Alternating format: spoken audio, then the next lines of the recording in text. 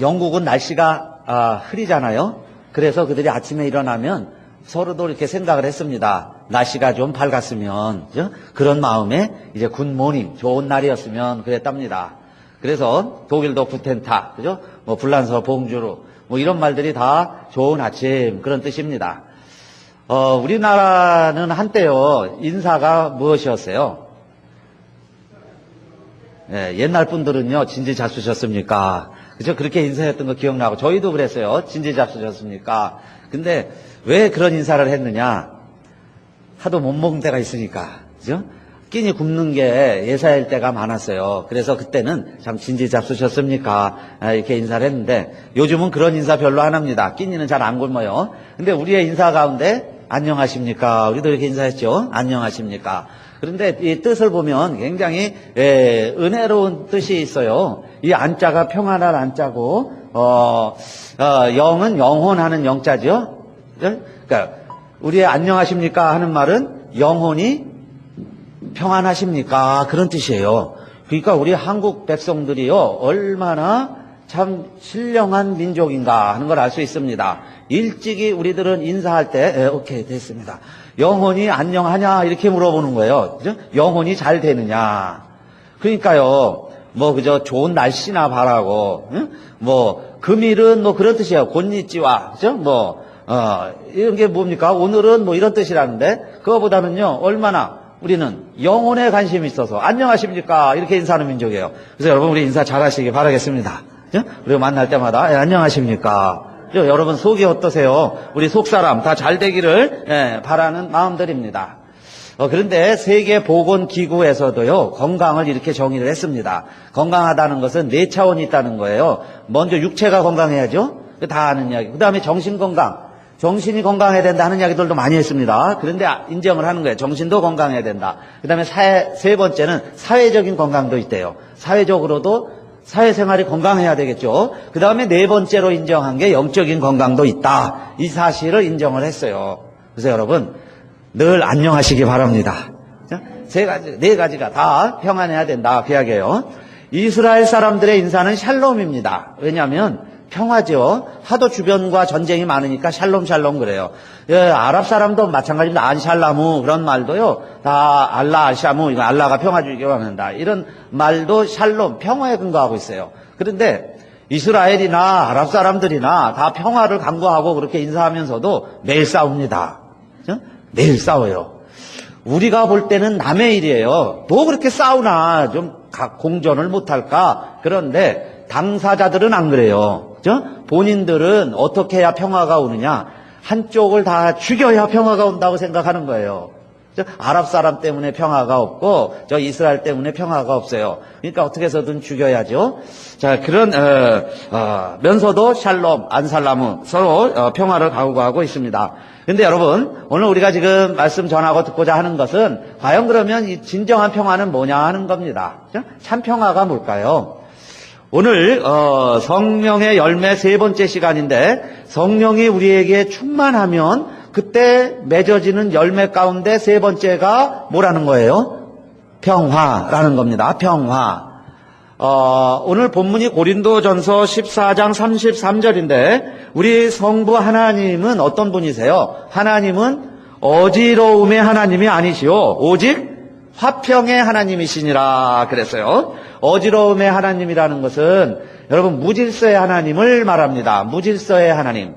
이 배경은 막 방언하는 사람, 예언하는 사람 각자 교회에 있는데 자기 좋아하는 대로 막 하면 한쪽에선 방언하고 한쪽에선 예언하고 그러면 그 교회가 평화롭겠어요? 그런데 하나님도 그거 싫어한다 그 말이에요. 그런 하나님 아니시다. 그러니까 평화롭게 해라. 평화의 하나님이시다. 이런 말씀을 하면서 고린도전서 14장 33절에 우리 성부 하나님도 평화의 하나님이시라는 거예요. 그러니까 이 평화의 하나님이라는 말이 에이레네스입니다. 오테오스 에이레네스예요. 테오스 하나님인데 알라 그러나 에이레네스 평화의 하나님이다. 헬라어의 에이레네는 구약 히브리어의 샬롬 같은 말이에요. 이걸 피스 이렇게 번역합니다. 영어의 피스라고 하듯이 헬라어의 에이레네요. 그런데 우리 하나님은 어떤 하나님이시냐? 이런 에이레네의 하나님이시다. 평화의 하나님이시다 그랬고, 우리 예수님도 8가지 복을 설명해 주시면서 화평케 하는 자는 복이 있나니 저희가 하나님의 아들이라 일컬음을 받을 것이며 그랬어요. 화평케 하는 자가 하나님의 아들이라는 거예요. 하나님을 아버지라고 부른다면 여러분, 우리가 화평케 하는 자가 되어야 된다. 화평케 하는 자라 그 이야기예요. 그냥 성경책만 가지고 다닌다고, 교회에만 온다고 남들이 우리를요 하나님의 아들이다 이렇게 불러주는 게 아니고, 무엇하는 자가 되어야? 화평케 하는 자가 되어야 하나님의 아들이라고 불리운다는 겁니다. 그런데 여기는 그냥 화평을 원하는 자 그런 정도가 아니에요. 에이레너스 포이오이입니다. 포이오이는 행하는 자 그런 말이에요. 만드는 자. 그래서 에이레네가 피스죠. 포이오이는 만드는 자예요. 그래서 피스메이커가 나왔습니다. 피스메이커. 평화를 만드는 자가 하나님의 아들이라는 겁니다. 평화를 만드는 자래야 하나님의 아들이라고 불릴 수 있다 그 말씀이에요. 그러니까 성부, 성자, 성령의 하나님이 다 평화의 하나님이시니 오늘도 여러분 정말 우리 피스메이커 되시기 바라겠습니다. 평화의 사람이 되십시다. 여러분요, 우리의 영혼이 평안한 것처럼 우리가 모든 일들에 정말 평화로운 사람들이 되어야 돼요. 그러면 어떻게 또 누구와 평화를 이루느냐 그 말입니다. 어떻게 하여야 우리가 평화를 이루느냐. 먼저 로마서 5장 1절인데 같이 한번 읽어볼까요? 시작.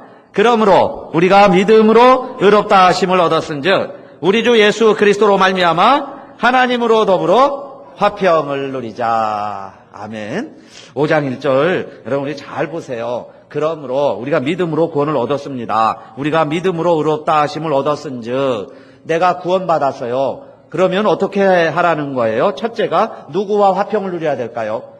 우리 주 그리스도 예수로 말미암아 누구로 더불어 화평을 누리자. 하나님으로 더불어 그랬어요. 하나님으로 더불어 화평을 누리자. 그러니까 하나님은 화평의 하나님이세요. 그러면 우리가 하나님의 자녀가 됐습니다. 내가 구원받았어요. 그러면 우리의 DNA가 무엇이 있어야 되느냐? 우리가 갖추어야 할 DNA 중에 하나가 화평. 할렐루야. 화평이 있으시기를 축원합니다. 그래야 구원받은 자요, 하나님을 아버지라고 부를 수 있는 자요, 하나님의 자녀라고 일컬음을 받는다는 거예요. 근데 내 안에 DNA가 하나님의 DNA가 없어요. 그게 화평입니다. 화평이 없어요. 하나님과 화평하지 않아요. 이 세상에 화평이 없습니다. 그러면 내가 하나님의 자녀가 될 수 있겠느냐 그 말씀이에요. 그 열매를 보아서 우리의 삶을 통해서 내가 내 자신을 한번 점검해 볼 수 있습니다. 그런데 그 화평이 어떻게 올까요? 누구로 더불어 화평을 누리자 그랬어요? 내가 하나님과 화평해야 되는데 누구로 말미암아? 우리 주 예수 그리스도로 말미암아 그랬습니다. 이 이야기는 우리 모두가요 다 화평이 없다는 거예요. 그런데 정말 예수 그리스도가 내 안에 있으면 화평을 이루게 된다는 겁니다.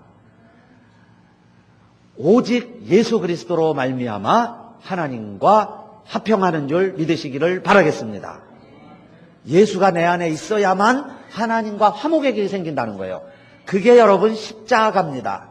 이 땅에 하나님의 자녀들이 어떻게 하늘에 있는 하나님과 관계를 맺으며, 그것도요 화평한 관계를 맺으며, 부모와 자식 간의 관계를 맺으며, 이런 긴밀한 관계를 맺으며 살아갈 수 있느냐? 오직 예수 그리스도 외에는 다른 길이 없습니다. 그게 복음이다 그 말씀이에요. 그래서 예수 그리스도로 말미암아 그랬어요. 여러분, 예수님이 오신 목적이 있습니다.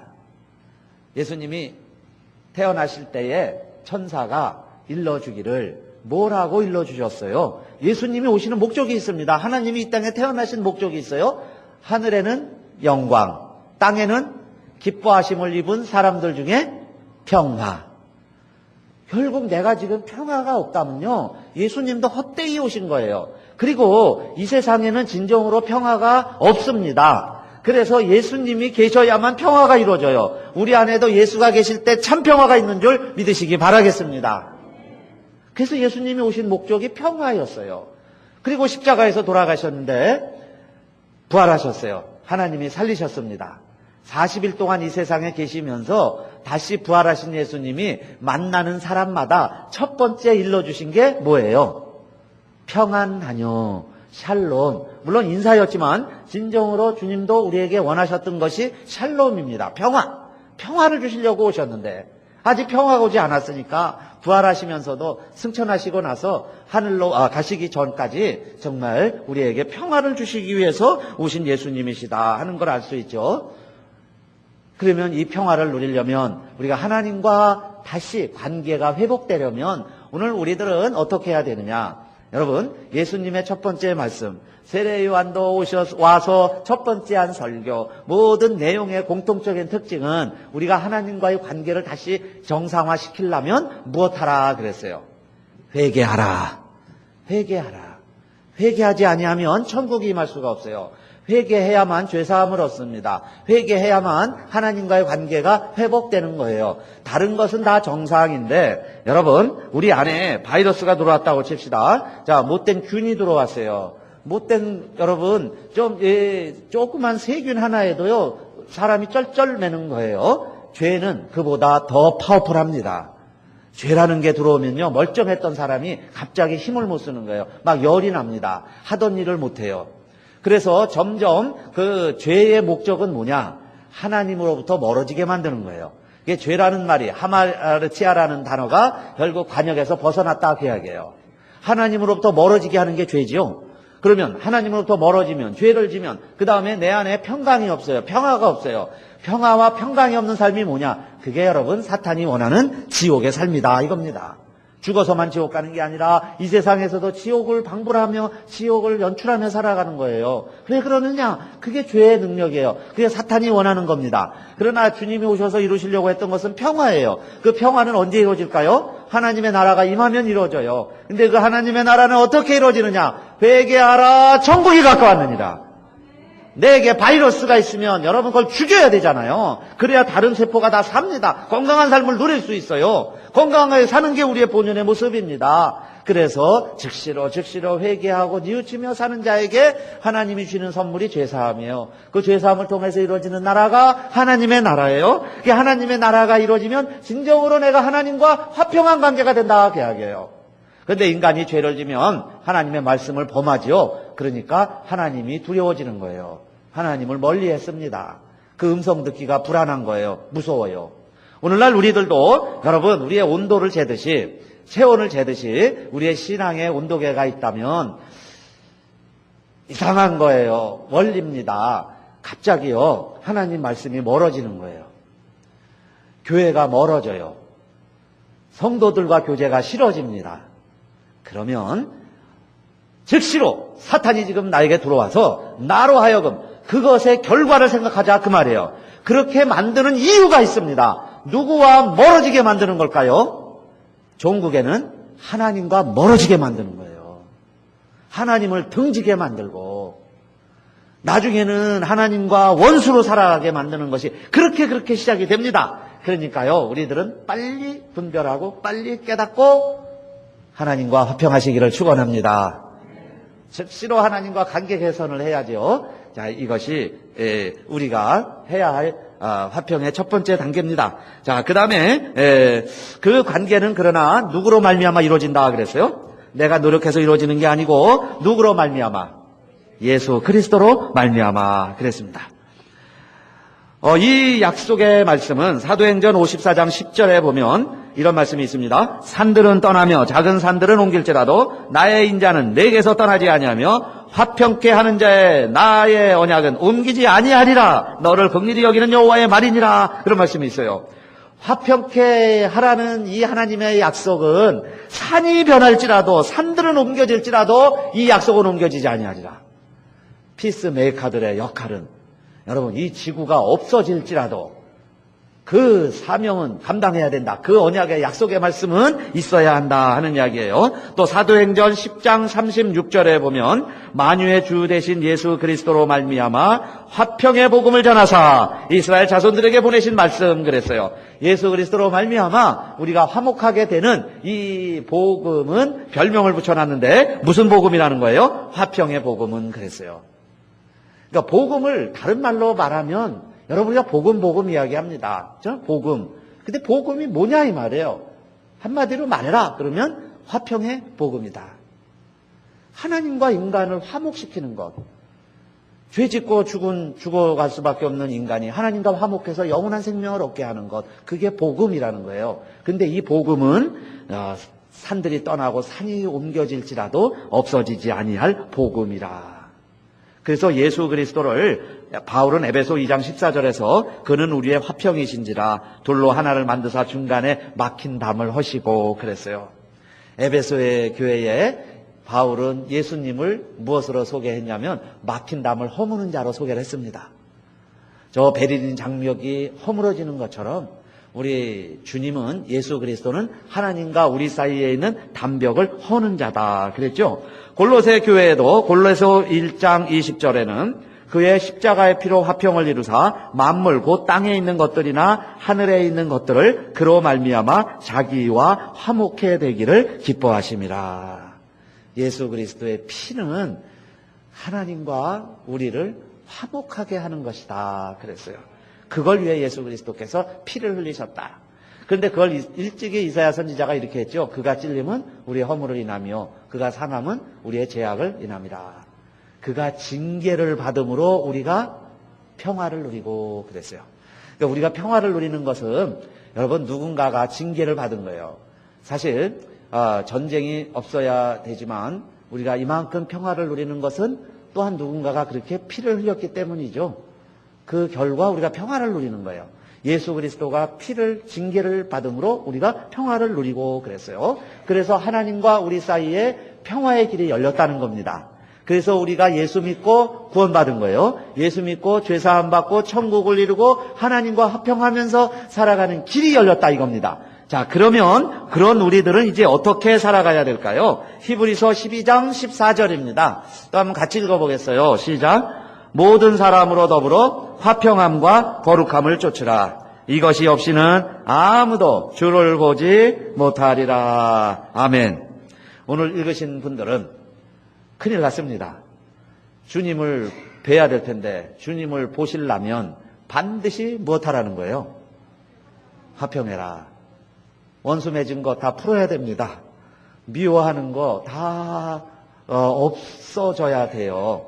왜냐? 화평함과 거룩함을 쫓으라. 이것이 없으면 아무도 주를 보지 못하리라. 어떤 분은요, 시어머니가 그렇게 믿음이 좋은데 시어머니가 너무너무 싫어서 그 시어머니가 가는 천국에는 절대 안 가겠다는 거예요. 그러면요, 천국이 둘이면 좋겠는데 천국이 하나예요. 그러면 어떻게 되겠어요? 둘 중에 한 사람은 안 가야 되는데, 근데 천국은 같이 가야 되니까, 그죠? 같이 가야 돼요. 결국은 화평함이 없이는 아무도 주님 계신 곳 못 가요. 주님 못 봐요. 그렇죠? 그러니까 이 땅에서 풀면 하늘에서도 풀리는 거예요. 여러분 오해하지 마세요. 이 땅에서 맺히면 천국에서도 맺히는 거예요. 여기서 원수면 천국에서도 원수예요. 원수 맺고는 천국에 못 가요. 둘 중에 한 사람 못 가요. 둘 다 못 갈 수도 있어요. 그러니까 어떻게 해야 되겠어요? 화평해야죠. 화평함이 없이는 주를 보지 못한다 그랬으니까. 그런데 여러분 보통 누가 먼저 손 내밀까요? 누가 먼저 화목하자고 그래요? 네? 죄 없는 사람이 내가 잘못했다고 그럽니다. 세상에서도 그래요. 보통 보세요. 힘이 있는 사람이 먼저 무릎 꿇고 손 내미는 거예요. 죄진 사람이요 더 큰 소리 치는 거예요. 방구 낀 사람이 큰 소리 칩니다. 나 방구 안 꼈다고. 그렇지 않나요? 그러니까 여러분 화목하려면 화평을 이루는 자는 뭐냐? 온유한 자가 화평을 이루는 거예요. 겸손한 자가 화평을 이룹니다. 여러분 희생하는 자가 화평을 이룰 수 있는 거예요. 그래서 우리 예수님도 십자가에서 죽으시면서 화해를 이루시는 거예요. 아무 죄가 없는 분이 죽으시는 거예요. 죄 있는 사람이 죽으면요, 그 죄값으로 죽었다고 생각해요. 그 잘 죽었구만, 죄값으로 죽었네. 그러는 거예요. 형벌을 살면요, 죄값으로 한다고 압니다, 세상 사람들은. 그런데요, 하나님은 죄가 없어도 의인의 길이, 의인이 고난받게, 의인이 어려움 당하게도 하는 거예요. 의인이 오히려 잘못했다고도 그럽니다. 그죠? 그게 의인이 가는 길이에요. 그래서 예수님이 그 길을 이루어 주셨기 때문에 우리들도 이제는 어떻게 해야 되느냐. 이미 화평의 길을 주님이 이루어 놓아 주셨으니까, 자, 로마서 14장 19절, 이러므로 우리가 화평의 일과 서로 덕을 세우는 일을 힘쓰나니 그랬습니다. 여러분, 화평은 그냥 앉아있는데 주어지는 게 아니에요. 하나님과 내가 화목되었으면 이제 화평케 하는 일은 힘쓰는 자 되시기를 바라겠습니다. 힘쓰노니 그랬죠? 힘쓰노니 화평의 일과 덕 세우는 일에 힘을 써야 된다 그 이야기예요. 작은 종이도 여러분 연약하지만 그 종이 두 개를 붙이는데 무얼로 붙이느냐? 풀로 이렇게 붙여놓으면요 종이가 붙어요. 그렇게 해서 그 몇 개를 또 풀을 붙여놓으면 종이도 좀 단단해집니다. 쇠와 쇠가 돌아가요. 자동차에도요, 실린더, 엔진이 막 왔다 갔다 하면서, 이게 막 뭐, 그렇게 수없이 왔다 갔다 하죠. 근데 쇠와 쇠가 닿으면 열이 나요. 그런데 거기에 엔진 오일이 있어요. 그렇게 해서, 엔진을 식혀줍니다. 쇠가 마모가 안 되도록 해요. 그게 바로, 여러분, 온유한 자의 모습입니다. 내 모습은 없는 것 같은데, 상대방을 살려주고, 서로 열이 나지 아니하게 하고 서로 하나로 든든하게 붙어있게 만드는 풀과 같이 윤활유와 같이 그런 역할을 감당하는 사람을 자 오늘날 우리 교회에서도 이 세상에서도 필요로 하는데 그런 역할을 누가 감당하느냐? 하나님의 자녀들이 온유한 자가 자 그런 사명을 감당하는데 오늘 성령의 열매 뒤에 가면 나와요. 그래서 또 온유가 나옵니다. 근데 그 온유한 자가 또 화평의 열매도 맺는 거예요. 그래서 우리 성경에 보면 시편 37편 11절에 오직 온유한 자는 땅을 차지하며 풍부한 화평으로 즐기리로다 그랬어요. 온유한 자가 화평을 누려요. 그러니까 성령이 충만하면 온유함도 있고 화평도 있습니다.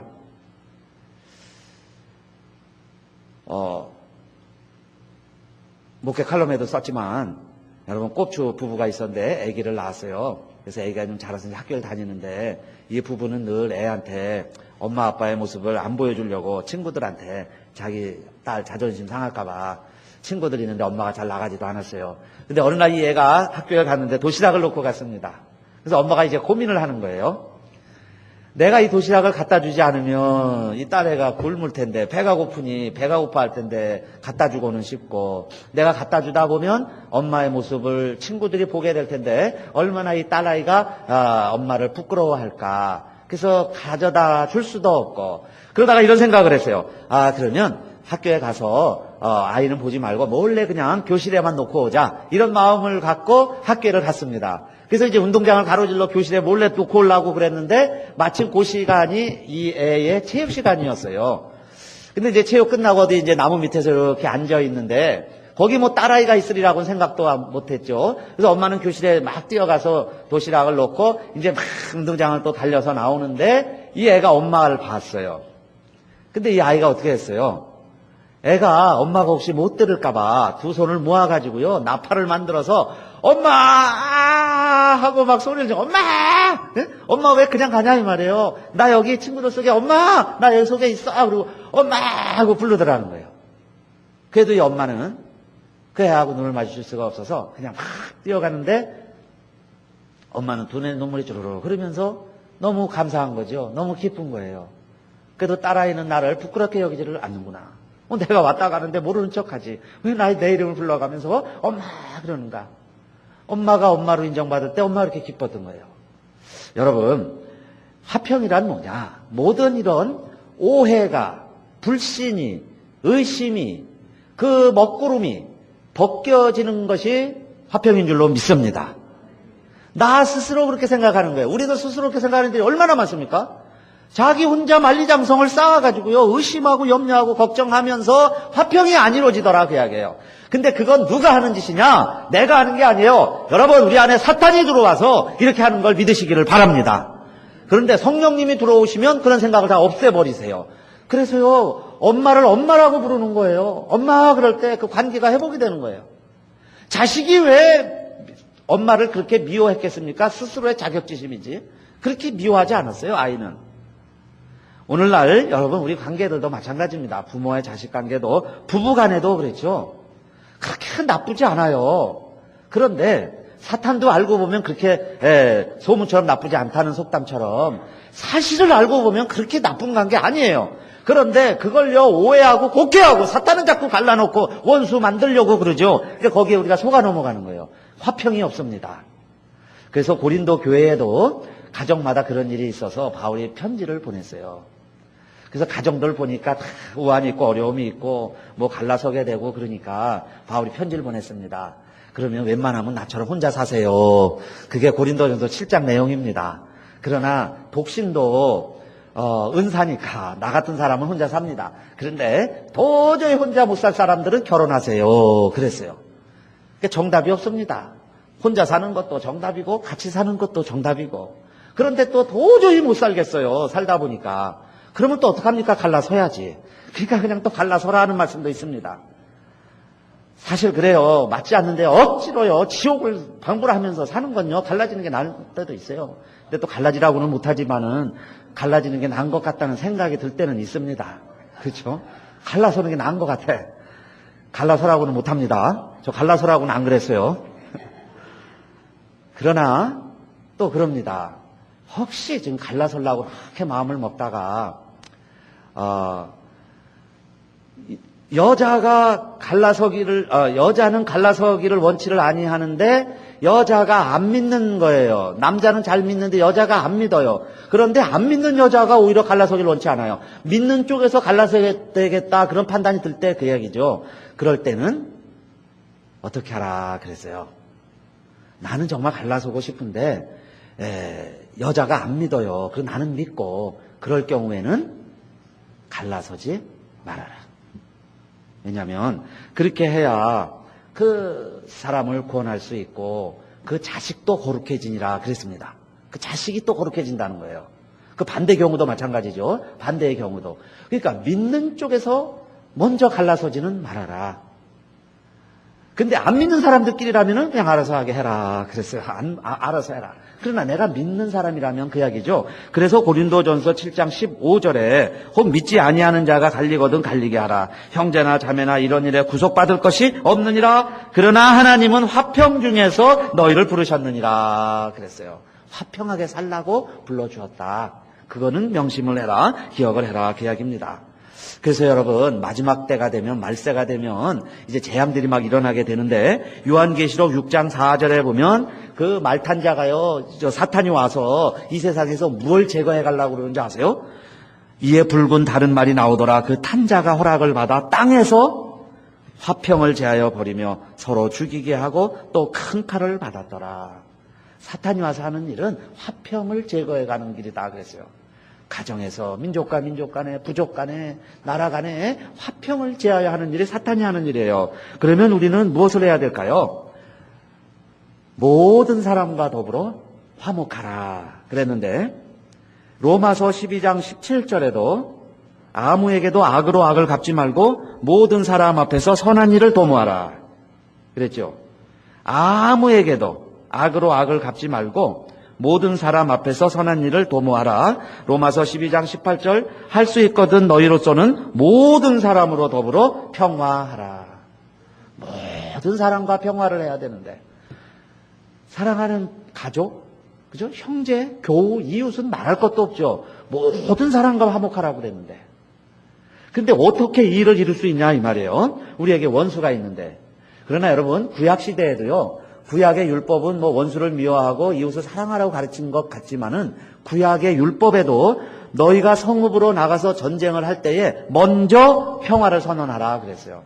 평화할 길을 찾아보고 그 다음에 저 사람들이 평화를 받아들이지 아니하면 전쟁을 해라. 구약에도 그랬습니다. 그런데 이 바울 사도도 아무에게도 악으로 악을 갚지 말아라. 모든 사람과 평화해라. 어떻게 이를 이룰 수 있냐 이 말입니다. 그런데 12장 로마서에요 19절에 보면 그 비결이 세 가지가 있습니다. 이렇게 하면 할 수 있다는 거예요. 바울이 가르쳐준 말씀의 첫 번째 19절은 내 사랑하는 자들아 너희가 친히 원수를 갚지 말고 진노하심에 맡기라. 기록되었을 때 원수 갚는 것이 내게 있으니 내가 갚으리라고 주께서 말씀하시니라. 도저히 용납이 안 되고 용서가 안 되고 원수짓하고 하는 짓마다 밉고 그러면요 같이 싸우려고 그러지 마시고 어떻게 하라는 거예요? 하나님께 맡겨라. 하나님 원수 좀 갚아주세요. 더 큰 복수죠. 하나님 손 좀 봐주세요. 하나님이 알아서 해주세요. 하나님께 맡겨드립니다. 그러면 된다는 거예요. 내가 화평을 주러 온 줄로 생각지 말라 검을 주러 왔노라 하신 말씀도 사실은 그 검 쓰는 것은 누구에게 맡기라는 거예요. 예수님께 맡겨라. 가라지 뽑아내는 것은 하나님께 맡겨라. 출 때까지 그냥 놔둬라. 내가 하려고 하지 말아라. 그 이야기죠. 근데 그렇게 안 되면요, 그 마음이 없으면 정말 용납이 안 돼요. 내 마음 평화가 없어요. 그러니까 아주 하나님께 고지질하시고 일러 바치시고 내가 하려고 그러지 마세요. 저 중독 문제도 그런 것 같아요. 여러분 막 소년 하나를 죽이니까 그 다음에 이쪽에서 가만히 있습니까? 아무 죄 없는 소년을 죽이니 이쪽에서는요 또 막 포를 갖다 쏴요. 그러면 포 맞아서 죽는 사람이 또 수십 명이 나왔어요. 우리 삼촌이 죽고요, 내 아들이 죽고 우리 아버지가 죽었는데 가만히 있습니까? 그러니까 그 다음엔요, 나에가라도요, 막 폭탄을 조끼로 두르고 내 이스라엘 가서 치라고 그러면요, 내가 가겠다는, 그런 애들이 막 줄 서 있습니다. 그게 왜 그래요? 내 아버지가 죽고 내 아들이 죽고 내 삼촌이 죽었는데, 그거 내가 무슨 낙으로 살아요? 그러니까 그냥 원수갓길만 있다면 내가 가겠다는 거예요. 그 부녀자들이 막, 아이들이 막 나서죠. 여러분, 그게 원수 갚는 일이에요. 저거 죽어야 내가 산다고 생각할 때는 평화가 없어요. 그러니까 하나님께 맡겨드리고 그 다음에 어떻게 하라고 그랬냐면요, 20절에 내 원수가 줄이거든 먹이고 목마르거든 마시오라. 그리함으로 내가 숯불을 그 머리에 쌓아놓으리라. 오히려 더 잘해줘라. 그죠? 미운 사람에게 떡 하나 더 줘라. 그게 우리 속담이었습니다. 하나님 말씀이에요. 더 잘하면 머리에 숯불을 쏘아놓는 거예요. 그러니까 여러분, 누군가요 나에게 이렇게 좋은 일을 베풀어주고 정말 안 좋은 관계인데도 나에게 선을 베풀면 여러분 부끄러운 줄은 아시기 바라겠습니다. 저 사람이 저렇게 말씀에 순종해서 할 정도면요, 좀 잘못했으면 뉘우치기라도 해야죠. 잘못한 거 알아야 됩니다. 그러니까 부끄러운 줄은 아는 거예요. 숯불은 머리에 뒤집어서 화끈화끈거리니까. 근데 요즘은 화인 맞아가지고 그런 줄도 모릅니다. 그러면 또 우리들은 어떻게 해야 되겠어요? 그래도 선을 행하시기를 바라겠습니다. 그게 21절에 보니까 악에게 지지 말고 선으로 악을 이기라, 그런 말씀이에요. 악에게 지지 말고 선으로 악을 이기라. 오늘 이 말씀 여러분 우리 기억하시면서 성령이 내 안에 계시면 이제 이런 일들이 가능합니다. 하나님도 평화의 하나님이시고 주님도 평화를 위하여 일하는 자가 하나님의 아들이라 일컬음을 받는다고 그랬고, 성령님도 성령이 임하면 평화를 위해서 일한다고 그랬는데, 자, 오늘 우리 가정에서도 교회에서도 그다음에 우리 한 가지 기도 제목은 저희 조국을 위해서도입니다.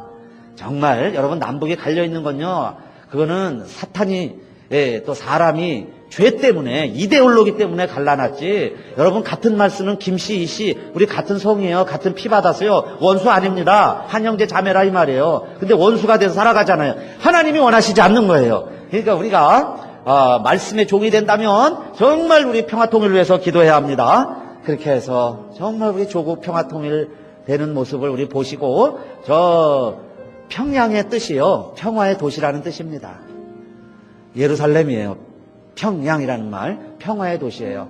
정말 평화의 도시에 진정한 평화는 핵으로 이루어지는 게 아니고 정말 복음이 들어가서 교회가 세워질 때, 예수 그리스도의 십자가가 세워질 때에 진정한 평화가 이루어지고, 남북한의 평화도 예수 그리스도 없이는 어려울 것 같아요. 미국, 소련, 일본, 중국 통일 원하지 않는데 정말 예수 그리스도는 가능합니다. 그래서 그때가 오기를 우리 바라시면서 여러분, 저와 여러분이 정말 피스메이커가 되시기를 주님의 이름으로 축원합니다.